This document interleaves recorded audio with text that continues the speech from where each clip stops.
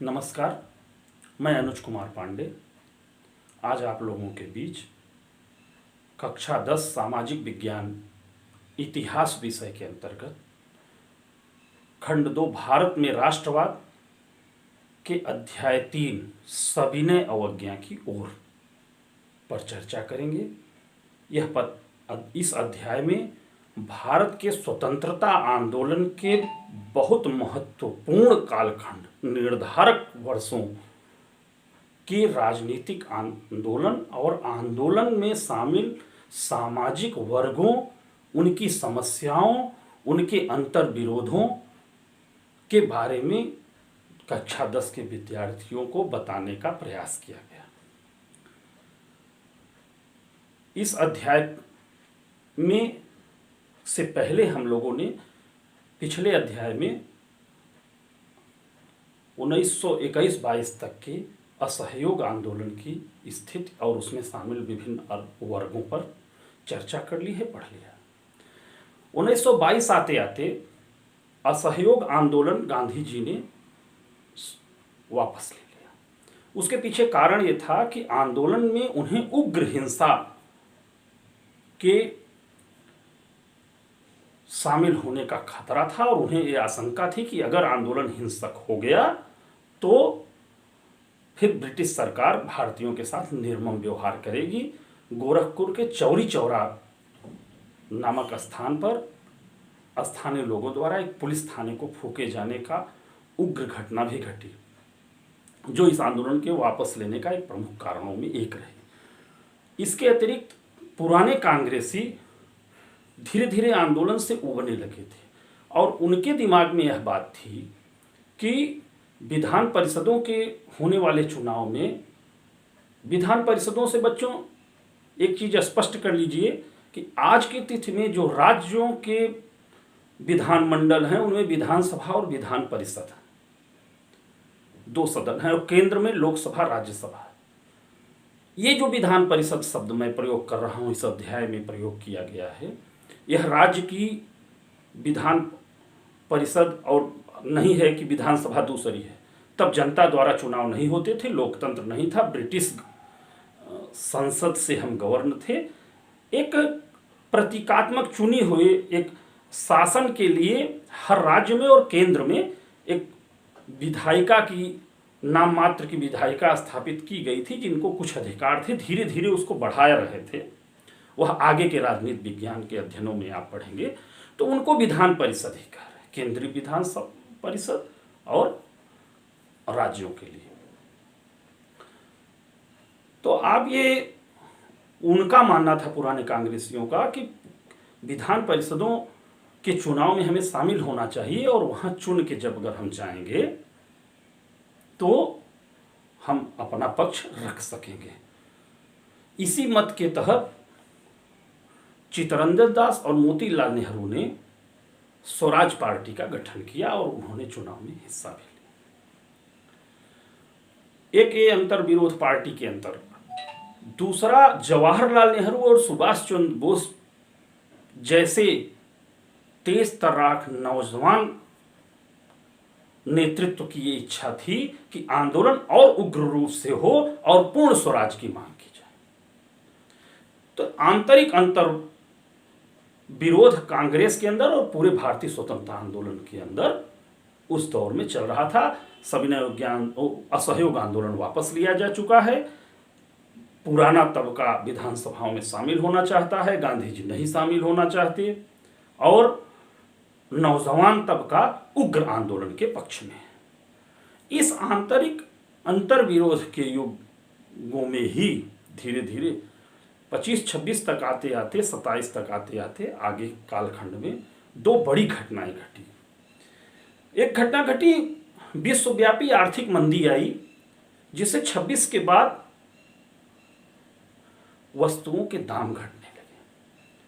कृषि की जो कृषि से उत्पादित अनाज थे, कृषि उत्पाद का दाम घटने लगा और 30 आते आते बहुत घट गया, जिससे ग्रामीण क्षेत्र में किसान की आय बहुत कम हो गई और उसके लिए लगान चुकाना बहुत कठिन हो गया और वो बहुत परेशान हो गए।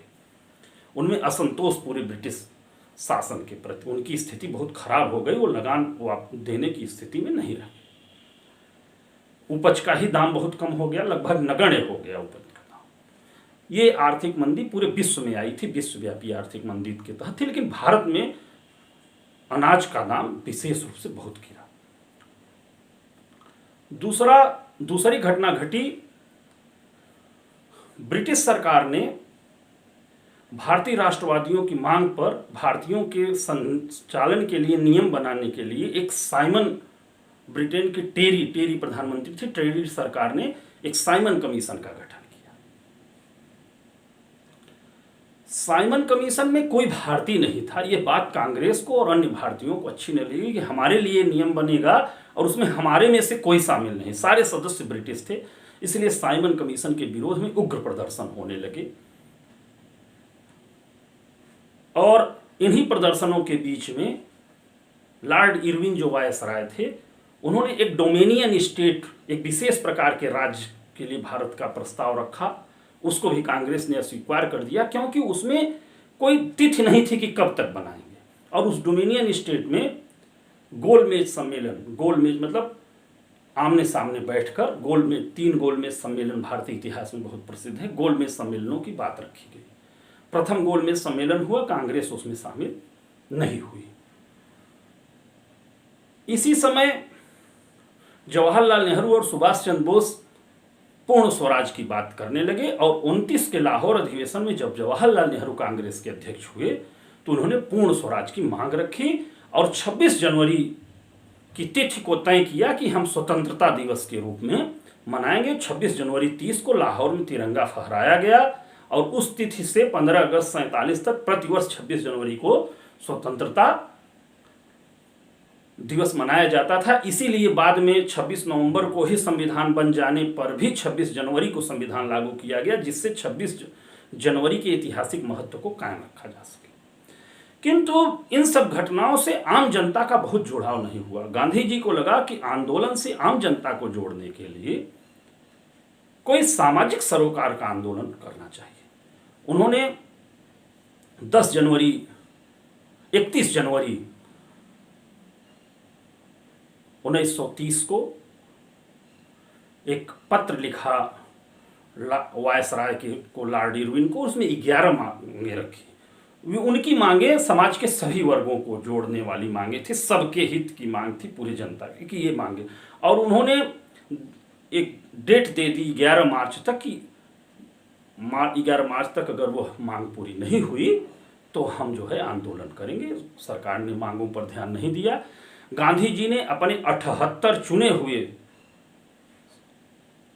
सत्याग्रहियों के साथ गुजरात के अपने साबरमती आश्रम से, साबरमती नदी किनारे उनका जो आश्रम था, और डांडी जो समुद्र के किनारे का कस्बा था, वहां तक के लिए यात्रा प्रारंभ कर दी।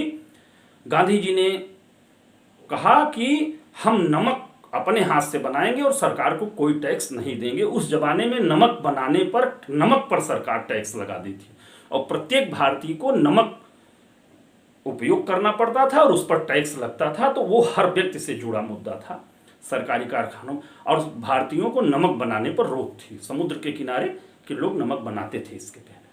तो उन्होंने कहा कि हम आपका कानून नहीं मानेंगे और मैं स्वयं कानून को तोड़ूंगा। तो असहयोग आंदोलन से आगे, असहयोग में यह था कि हम सरकार का सहयोग नहीं करेंगे। यहाँ क्या है कि हम आपका सहयोग भी नहीं करेंगे और आपका कानून भी तोड़ेंगे। सविनय हो गया, विनम्रता पूर्वक आपका कानून तोड़ेंगे, उसका आप जो दंड दो, दंड भी सहने को तैयार। गांधी जी सकुशल दांडी गए और उन्होंने अपने हाथ से नमक बनाया। अब इस पूरी यात्रा में के समय गांधी जी जिस ओर से गुजरते थे, बीच बीच में सभाएं होती थी, भाषण होती, इससे आंदोलन का व्यापक प्रसार हुआ और पूरे देश में लोग नमक बनाने लगे, नमक के कारखानों के बाहर प्रदर्शन करने लगे, शराब की दुकानों की पिकेटिंग करने लगे। लोगों ने ग्रामीण इलाकों में सरकारी नौकरियां छोड़ दी, सरकारी स्कूलों में जाना बंद हो गए, सरकारी वस्तुओं का बहिष्कार शुरू हुआ। एक व्यापक आंदोलन प्रारंभ हुआ, जिससे घबरा कर ब्रिटिश सरकार ने आंदोलन को दमन के लिए कड़े कदम उठाने शुरू कर दिए और उनके दमन के विरोध में भारतीय जनता और उग्र प्रदर्शन करने लगी। खान अब्दुल गफ्फार खां को गिरफ्तार किया गया तो बख्तरबंद गाड़ियां जो ब्रिटिश गोली के सामने स्वयंसेवकों ने प्रदर्शन किया। गांधी जी को भी गिरफ्तार कर लिया गया तो नागपुर के मिल मजदूरों ने बहुत उग्र प्रदर्शन किया सड़कों पर। इन परिस्थितियों में गांधी जी भी गिरफ्तार हो गए, सारे नेता गिरफ्तार हो गए। सरकार ने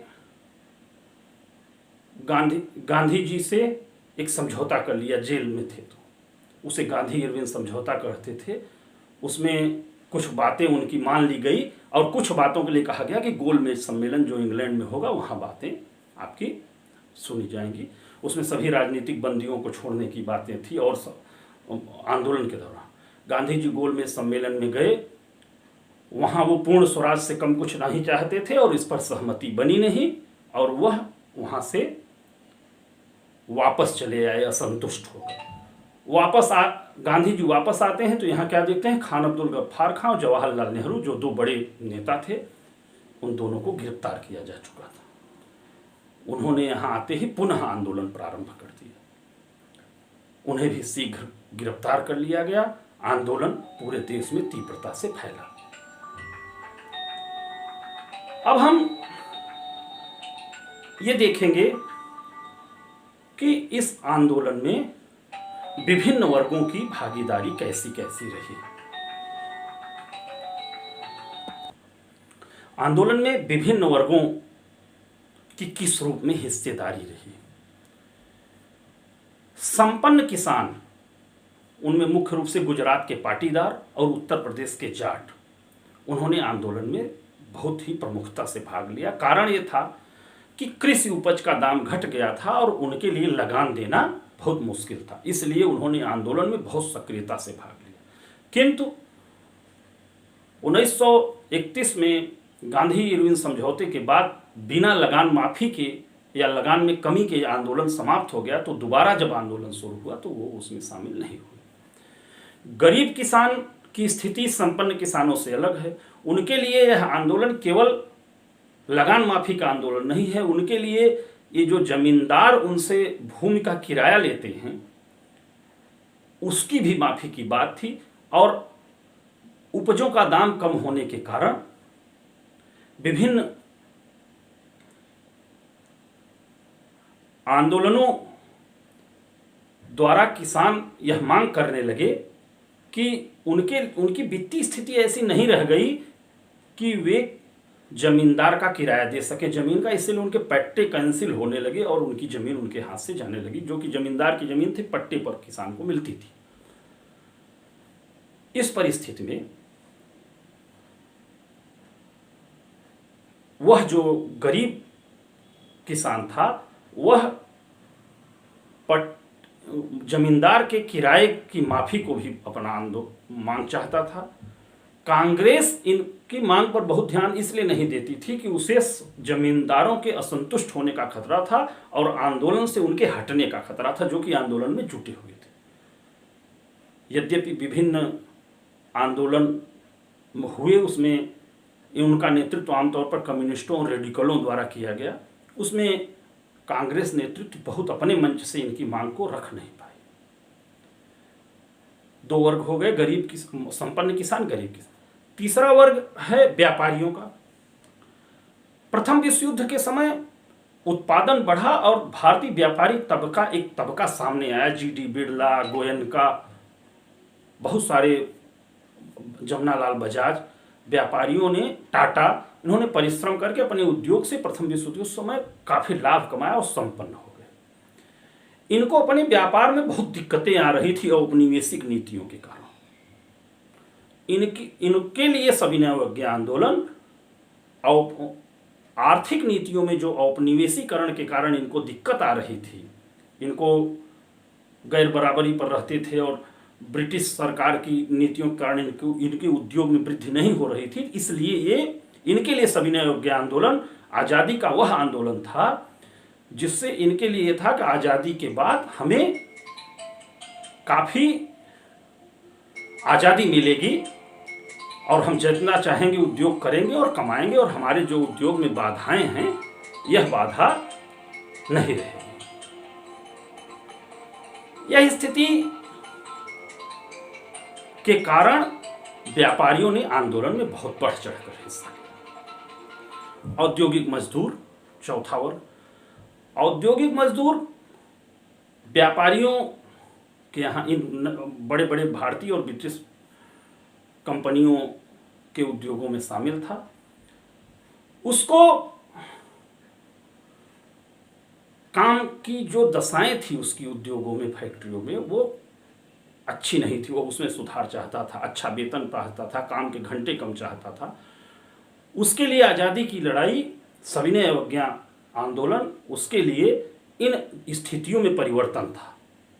यद्यपि कांग्रेस उनकी बातों को अपने मंच पर बहुत इसलिए नहीं रख पाई कि इससे उद्योगपति नाराज होते जो आंदोलन के साथ थे, आंदोलन में फूट न पड़ जाए। मजदूरों के ने नागपुर को छोड़कर बहुत अधिक आंदोलन में भाग नहीं लिया, लेकिन फिर भी उन्होंने भाग लिया। एक इस तबके के बाद चर्चा, भारतीय स्त्रियों ने आंदोलन में बहुत भागीदारी की और उन्होंने स्वतंत्रता आंदोलन, गांधी सविनय अवज्ञा को में भाग लेना अपना धर्म माना और बढ़ चढ़कर हिस्सा लिया। यद्यपि स्त्रियों ने बड़े पैमाने पर आंदोलन में भागीदारी की, किंतु गांधी जी का विचार और कांग्रेस की उस समय की नीतियां उस समय की सामाजिक परिस्थितियों के अनुरूप थी, जहां स्त्रियों का मुख्य काम अच्छी मां, अच्छी बेटी, अच्छी पत्नी की भूमिका निभाना ही था और घर के चूल्हे चौके तक ही अगर वो बहुत अपना कर्तव्य निर्वहन करें, वो उसी पर वो विश्वास करते थे। इसलिए 1930 तक किसी प्रमुख पद पर किसी स्त्री को नहीं रखा गया, लेकिन फिर भी स्त्रियों ने आंदोलन में हिस्सा लिया, लेकिन समाज में स्त्रियों की स्थिति बहुत अच्छी नहीं रही। अब आंदोलन की सामाजिक रूप से सीमाएं, कुछ ऐसे वर्ग थे जहां यह आंदोलन, जिन्होंने इस आंदोलन में रुचि नहीं ली। उसमें प्रमुख रूप से दो वर्ग हैं, दलित और मुस्लिम। सविनय अवज्ञा की बात, दलितों में 1930 तक कांग्रेस में कोई खास रुचि नहीं ली और कांग्रेस 1920 तक, और कांग्रेस ने भी संपन्न, रूढ़िवादी और सवर्ण नेतृत्व और सवर्णों के नाराज न हो जाएं, इसलिए दलितों की बहुत बात नहीं की, इसलिए दलित आंदोलन से दूर ही रहे। किंतु गांधी जी ने 1920 के बाद ही इनको हरिजन की कहा, अस्पृश्यता और छुआछूत के खिलाफ आंदोलन चलाया, इसको धर्म के विपरीत माना और उनको मुख्य धारा से जोड़ने के लिए बहुत सारी बातें कही। इन सब के बावजूद दलितों में यह चेतना थी कि अपने लिए अलग राजनीतिक विकल्प को तैयार किया जाए और राजनीतिक रूप से सक्षम होने से ही हमारी समाज में स्थिति में सुधार हो। B.R. अम्बेडकर के रूप में या अन्य लोगों ने तमाम दलित संगठन बनाए। अम्बेडकर जी ने दलित वंचित वर्ग की एक पार्टी बनाई। द्वितीय गोलमेज सम्मेलन में, और वो मांग करने लगे दलितों के लिए अलग निर्वाचन क्षेत्र, जहां से केवल दलित ही चुन के जाए और दलित ही वोटर हो, जिससे उनकी बात राजनीतिक रूप से वो पहुंच सके। द्वितीय गोलमेज सम्मेलन में इस विषय पर गांधी और अंबेडकर में बहुत बहस हुई और बहुत विवाद हुआ। गांधी जी के गोलमेज सम्मेलन से चले आने के बाद अंग्रेजों ने उनकी बात मानकर पृथक दलित निर्वाचन स्थापित कर दिए। इसके विरोध में गांधी जी आमरण अनशन पर बैठ गए और उन्होंने कहा कि हम दलितों को हिंदुओं से पृथक नहीं मानते। अंततः अंबेडकर गांधी जी की बात पर सहमत हुए और दोनों के बीच पूना पैक्ट हुआ, जहां विधानसभाओं में हिंदू सीटों में दलितों के लिए आरक्षण की बात सामने आई। यद्यपि वो चुन के सामान्य निर्वाचन क्षेत्रों से ही जाएंगे जहां से प्रत्येक व्यक्ति वोटर हो। इन सब बातों के बावजूद दलित वर्ग धीरे धीरे, गांधी जी ने यह सब करके उनको मुख्य धारा और मुख्य आंदोलन से जोड़ने का प्रयास किया किंतु यह वर्ग सविनय अवज्ञा से दूर ही रहा बहुत बड़े पैमाने। दूसरा वर्ग है मुस्लिम। 1921-22 के असहयोग आंदोलन में तो खिलाफत भी साथ में था, तो इसलिए मुस्लिम साथ में था। लेकिन बाद में उस आंदोलन के समाप्त होने के बाद मुस्लिम धीरे धीरे कांग्रेस से दूर हुआ और कांग्रेस हिंदू महासभा के करीब चली गई, काफी करीब चली गई और हिंदू महासभा और कांग्रेस काफी करीब हो गए। लेकिन 27 के बाद पुनः इनमें एकता की बात आई और मुस्लिम लीग के नेता जिन्ना ने कहा कि अगर कांग्रेस पंजाब और बंगाल जहां मुस्लिम बहुल्य है और अन्य स्थानों पर मुस्लिमों के लिए पृथक निर्वाचन की बात मान ले तो हम अन्य बातों पर समझौता हो सकता है। किंतु द्वितीय गोल में सम्मेलन से आने के बाद 28 में सर्वदलीय सभा में जयकर ने इस बात को, हिंदू महासभा के नेता जयकर ने इस बात पर तीव्र विरोध किया और वह समझौता हो नहीं सका, इसलिए मुस्लिम भी सविनय अवज्ञा से दूर रहा। बच्चों, इस अध्याय में हमने सविनय अवज्ञा की ओर एनसीईआरटी का जब चैप्टर है उसके प्रत्येक तथ्य को आपके सामने सरल भाषा में रखने का प्रयास किया है। पाठ्य पुस्तक को पढ़ने के बाद इस वीडियो को अगर आप देखेंगे तो उस पाठ को समझने में आपको बड़ी सरलता सहजता होगी। नमस्कार।